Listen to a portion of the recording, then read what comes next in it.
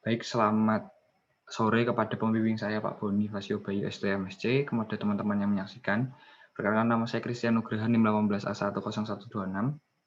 Di sini saya akan menjelaskan dan memaparkan proyek PSSB 5 saya berjudul Bank dan Rental Office. Yang pertama, langsung ke pengertian. Ini bank sendiri adalah suatu tempat atau badan usaha yang bergerak pada bidang keuangan, di mana menjadi fasilitas bagi masyarakat untuk menabung, menyimpan barang berharga. Kemudian rental office itu adalah suatu gedung atau bangunan pada intinya yang menyediakan fasilitas kantor bagi para pengusaha atau para karyawan-karyawan baik dari perusahaan atau badan usaha baik negeri maupun swasta. Kemudian fungsinya sendiri dari bank sebagai fasilitas untuk menabung dan penyedia layanan kredit serta transfer pembayaran tagihan listrik dan lain-lain. Kemudian untuk rental office sendiri menyediakan ruang kerja dalam bentuk kantor yang dapat disewakan, sehingga dapat menjadi keuntungan untuk pemilik rental office sendiri maupun menjadi fasilitas kenyamanan bagi penggunanya. Kemudian untuk tata ruang saya bedakan menjadi dua, yaitu ruang dalam dan luar. Untuk ruang dalam terdiri dari beberapa, yaitu ruang umum, kemudian ruang perbankan, kemudian ruang rental office, kemudian ruang servis, kemudian ruang utilitas, kemudian yang kategori kedua adalah ruang luar. Untuk listnya dapat dilihat di layar. Kemudian konsep tapak bangunan saya yaitu menggunakan gradient arsitektur. Yang menjadi poin utama di sini adalah bangunan atau desain ramah lingkungan dengan usaha meminimalisasikan konsumsi sumber daya alam, kemudian penggunaan energi yang efisien, penggunaan air yang bijak dan berkelanjutan, kemudian penggunaan material non-polusi, serta penerapan daur ulang.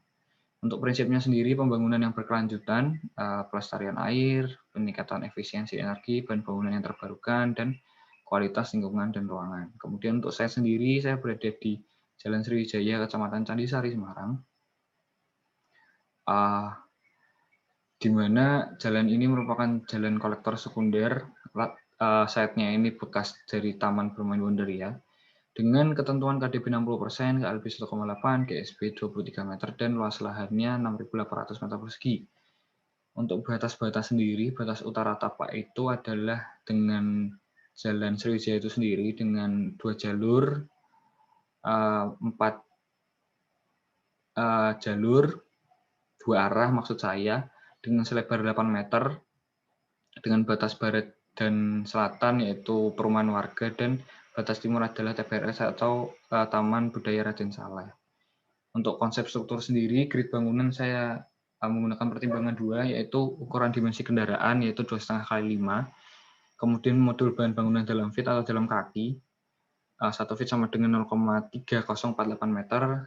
Setelah dihitung sesuai dengan ada yang di layar, menghasilkan modul 8,2296 kali 6,0960 meter.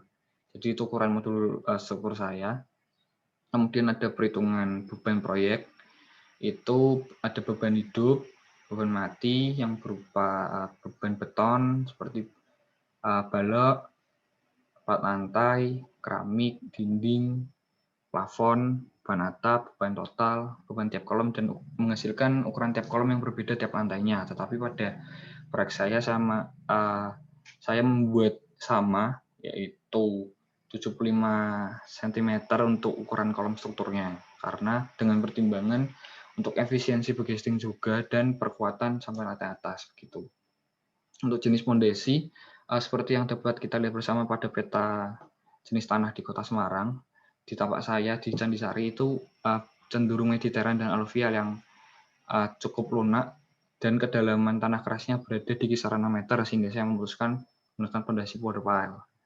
Untuk slab lantai sendiri, karena bentang saya itu kalau panjang per lebarnya lebih dari 1, yaitu 1,3 sesuai dengan ketentuan slab, maka saya menggunakan two-way slab dengan memilih jenis flat slab karena sangat populer di kalangan bangunan tinggi, yaitu plat betonnya itu langsung ditumpu oleh kolom dengan perkuatan drop panel. Untuk jenis atap sendiri saya menggunakan flat atap atau atap dak datar dengan pertimbangan karena banyaknya utilitas yang harus ditopang seperti roof tank, chiller, cooling tower, dan rumah lift.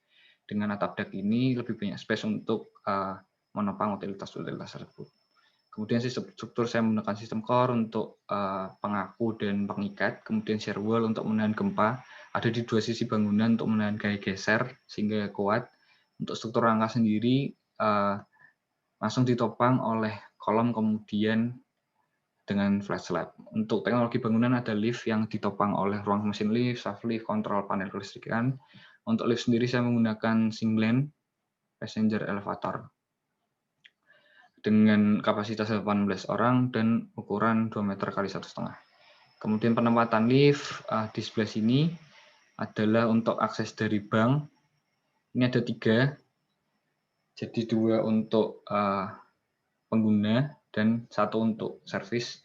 Kemudian ini 2 dari entrance rental office, kemudian 1 untuk ruang khasanah. Jadi hanya dari lantai dasar ke lantai 1 saja, di mana ruang khasanah terletak. Kemudian AC untuk pendingin ruangan. Ini saya menggunakan merek Daikin. Jadi sistem kontrol AC ini menggunakan ruang AHU yang berada di core bangunan di selap lantai yang saya siapkan. Untuk CCTV sebagai alat keamanan dan fasilitas keamanan pula terletak di setiap sudut bangunan. Saya menggunakan CCTV merek Scam HD3300V. Kemudian selanjutnya sistem utilitas air bersih dan air kotor. Untuk kebutuhan air bersih itu ada di toilet, wastafel urinoir, cucian dapur restoran, dan sprinkler. Jadi untuk grey water dan black water itu nanti akan ke septic tank atau ke sumur resapan yang dapat dipakai kembali. Untuk air bersih itu sumbernya dari PDAM, skemanya dapat dilihat pada layar. Kemudian untuk air bersih juga skemanya dapat dilihat pada layar. Air black water dan grey water dapat dilihat pada layar. Saya lanjutkan ke upper hydrant box dan hydrant pilar. Ini adalah komponen untuk keselamatan dari kebakaran.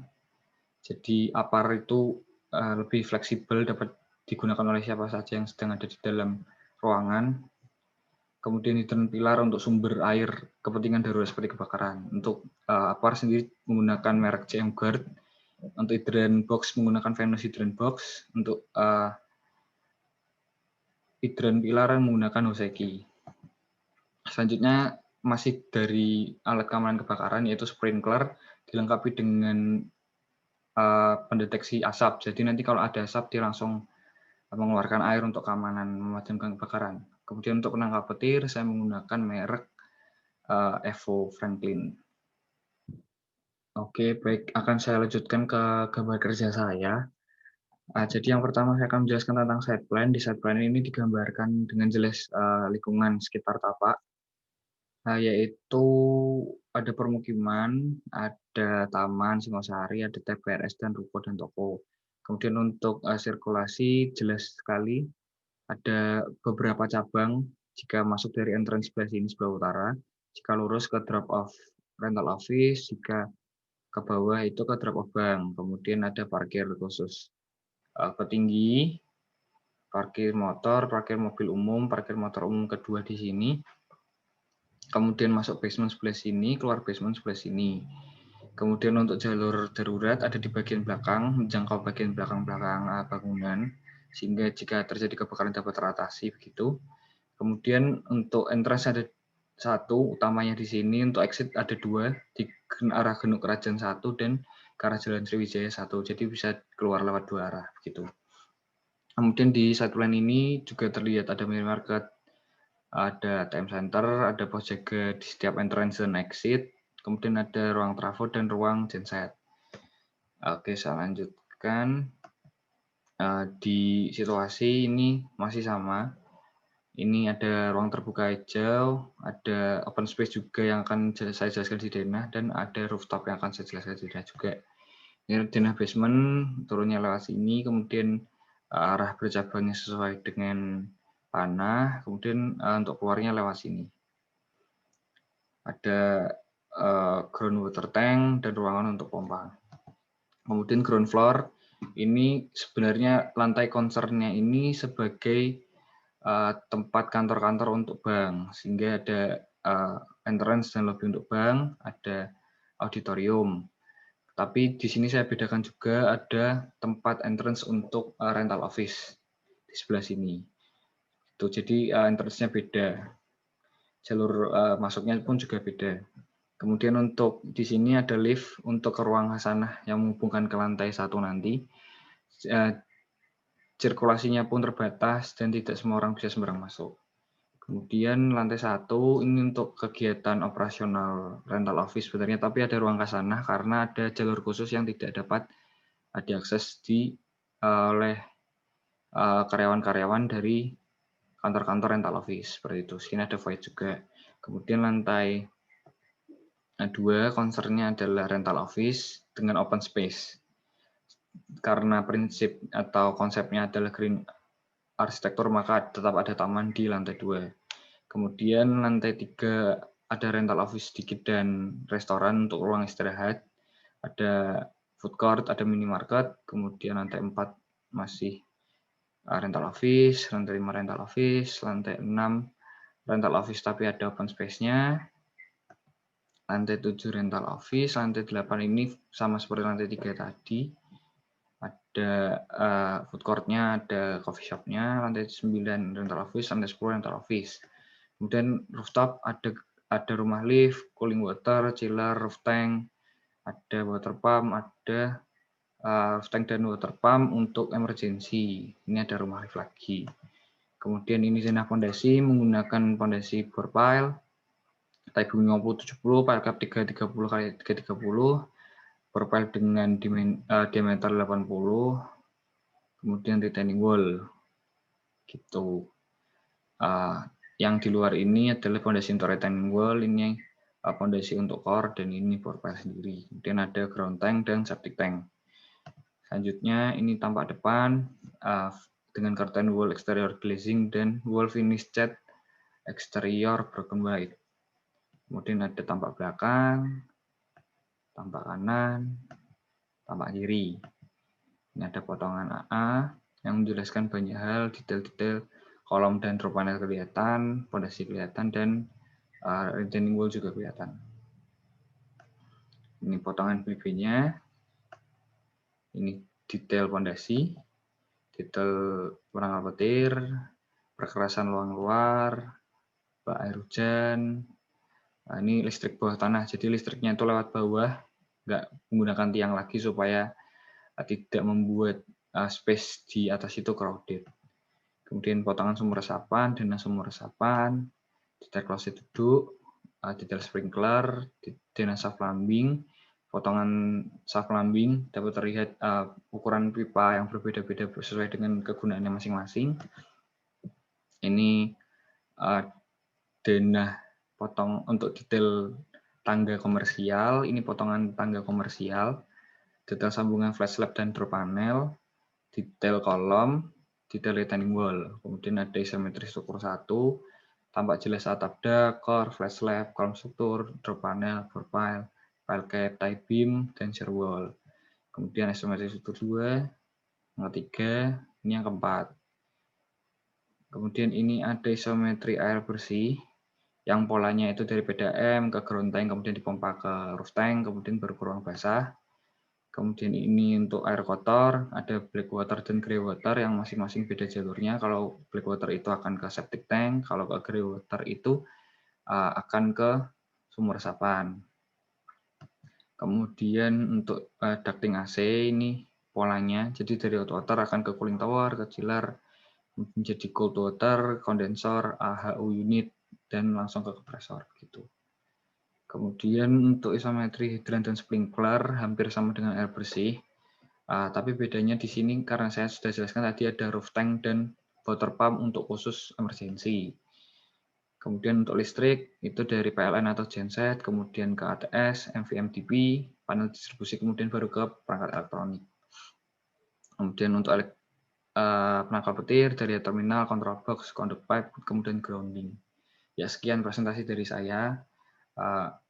Mohon maaf jika ada salah kata atau mungkin yang kurang jelas. Akhir kata saya ucapkan terima kasih. Selamat sore. Salam sehat selalu.